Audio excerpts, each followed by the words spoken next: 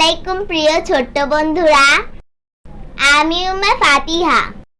আজ তোমাদের একটি গল্প শোনাবো, বাঘ মামা আর শিয়াল পণ্ডিতের। একদিন বাঘ মামা ঠিক করলো, আমি আজ থেকে ডায়েট করব, শুধু ফল খাবো আর কিছু নয়। শিয়াল পণ্ডিত বলল, চমৎকার, তাহলে চলো আমি তোমাকে সবচেয়ে মজার ফল খাইয়ে দিই। শিয়াল পণ্ডিত বাঘ মামাকে নিয়ে গেল এক বাগানে, কিন্তু বাগানটা আসলে তরমুজের ক্ষেত। তরমুজ দেখে বাঘ মামার চোখ চকচক করলো।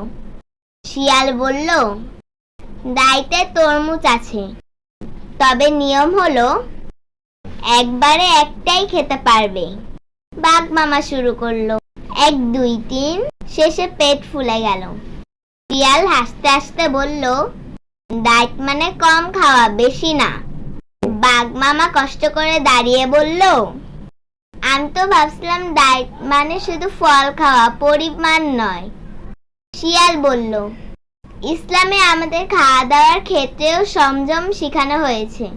রাসূল সাল্লাল্লাহু আলাইহি সাল্লাম বলেছেন, পেটের 1/3 অংশ খাবার, 1/3 পানি আর 1/3 ফাঁকা রাখো।